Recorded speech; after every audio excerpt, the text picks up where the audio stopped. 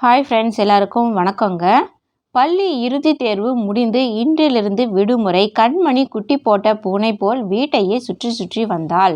பொழுது போகாமல் போரடித்தது. அவள் தோழிகள் வீடு எதுவும் அருகில் இல்லாததால் அவர்களுடன் அரட்டை அடிக்க போகவும் முடியவில்லை. கைமுறுக்கை சுற்றி கொண்டிருந்த அவள் அம்மா கல்யாணி கண்மணி நிலை கொள்ளாமல் தவித்து கொண்டிருந்ததை கவனித்தாள். கண்மணி அம்மா சுட்டு விற்பனை செய்யும் முறுக்கு தரமானதாகவும் சுவையானதாகவும் இருப்பதால் உடனுக்குடன் விற்றது. அதனால் அவளிடம் முறுக்குகளை வாடிக்கையாக வாங்கும் ஒரு கடைக்காரர் இன்றும் அதிக அளவில் முறுக்குகள் தேவைப்படுவதாக கூறி அதற்கான முன்பணத்தையும் கொடுத்தார். வேண்டிய சாமான்களை வாங்கி வந்தவள் சிரமமாக இருந்தாலும் வேறு வழியின்றி தனியாக விரல் வலிக்க கைமுறுக்கை சுற்றி கொண்டிருந்தாள். அம்மா தனியாக கஷ்டப்படுறாளே என்று கண்மணி எந்த உதவியுமே செய்யவில்லை. தான் உண்டு தன் படிப்பு உண்டு என படிப்பதை தவிர ஒரு துரும்பை கூட நகர்த்த மாட்டாள். இப்போது படிப்பு முடிந்து விட்டதால் என்ன செய்வதென்றே தெரியாமல் கண்மணி விழித்து கொண்டிருந்தாள். அம்மா, என் கூட படிக்கிறவங்க எல்லார் வீட்டிலையும் கலர் டிவி இருக்குமா? கலர் இல்லைன்னா கூட பரவாயில்ல, கருப்பு வெள்ளை டிவியாவது வாங்கி தாங்கம்மா. வீட்டில் சும்மா உட்கார்ந்துக்கிட்டு நான் என்னதான் பண்றது? கோபமும் அழுகையும் போட்டி போட்டு கொண்டு வந்தது அவளிடமிருந்து. வேலையை நிறுத்திவிட்டு கல்யாணி மகளை நிமிர்ந்து பார்த்தாள். கண்மணி, இப்படி என் பக்கத்துல வந்து உட்காரு. என்னம்மா என்று அழுது கொண்டே அருகில் அமர்ந்தாள். உங்க அப்பா இறந்து போனதுக்கு அப்புறம் நம்ம குடும்பம் எப்படி நடக்குதுன்னு உனக்கு தெரியுமா?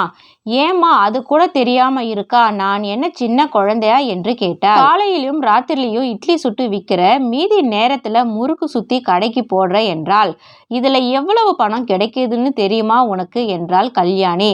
அதெல்லாம் எனக்கு எப்படிமா தெரியும் என்றால், இவ்வளவு நாளா எதுவும் தெரியாம குழந்தையா இருந்தே, இனிமேலாவது நீ எல்லாத்தையும் தெரிஞ்சுக்கணும். நான் நாள் பூரா ஓய்வில்லாம உழைச்சாலும் அதுல கிடைக்கிற பணம் நம்ம சாப்பாட்டுக்கும் படிப்பு செலவுக்கும் சரியா போயிடுது.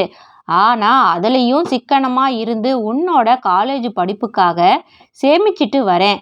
நீ என்னன்னா நம்ம நிலைமை புரியாம பொழுது போகிறதுக்கு டிவி வாங்கி கொடுன்னு கேட்குற. விடுமுறை சமயத்துல நீயும் என் கூட முறுக்கு சுத்தி உதவி பண்ணக்கூடாதா கொஞ்சம் என கேட்டாள். எனக்கு முறுக்கெல்லாம் சுத்த வராதுமா என்றால், வராது என்பதெல்லாம் இல்லை, உண்மையில் வேலை செய்ய வேண்டுமே என்ற சோம்பேறித்தனம்தான் கண்மணிக்கு. முயற்சி செஞ்சா முடியாததுன்னு எதுவுமே இல்லை. சரி சரி, உனக்கு விருப்பம் இல்லைன்னா வேண்டாம்.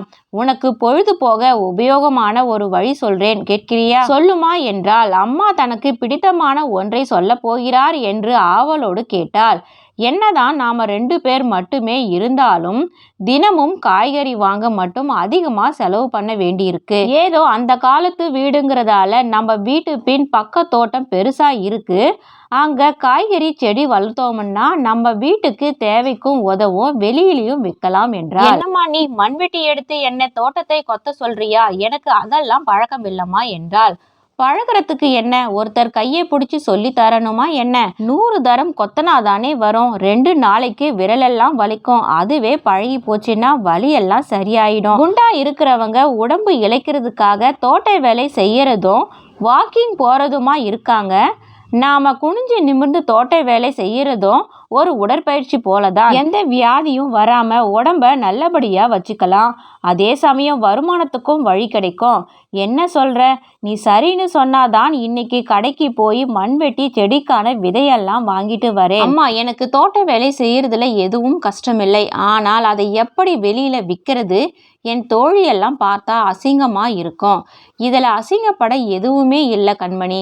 நான் அதிகம் படிக்காதவள், ஆனாலும் கேள்விப்பட்டிருக்கேன். உலகத்திலே பணக்கார நாடான அமெரிக்காவிலே பள்ளிக்கூடத்துல படிக்கிற பசங்க பேப்பர் போடுறது, ஷூ பாலிஷ் போடுறதுன்னு வேலை பார்த்து படிப்புக்கு தேவையான பணத்தை அவங்களே சம்பாதிச்சுக்கிறாங்களாம். நாம இன்னொருத்தர் பொருளை திருடுறதும் கை நீட்டி பிச்சை எடுக்கிறதும் தான் அசிங்கம்.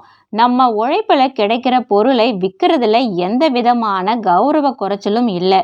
இப்ப சொல்லு, இன்னைக்கே வேலையை ஆரம்பிச்சிடலாமா என்றால், அம்மா நீ இவ்வளவு சொன்னதுக்கு அப்புறமும் நான் சோம்பேறியா உட்கார்ந்து இருக்க மாட்டேன் என்றால், நம்ம குடும்பத்துக்கு என்னால முடிஞ்ச உதவியே செய்வேன். நீங்க கடைக்கு போய் திரும்புற வரைக்கும் நேரத்தை வீணாக்காம முறுக்கு சுத்த கத்துக்கிறேன் என்றால், தன் அறிவுரையை ஏற்று செயல்படுத்த ஆரம்பித்த கண்மணியை அன்புடன் அணைத்து கொண்டாள் கல்யாணி.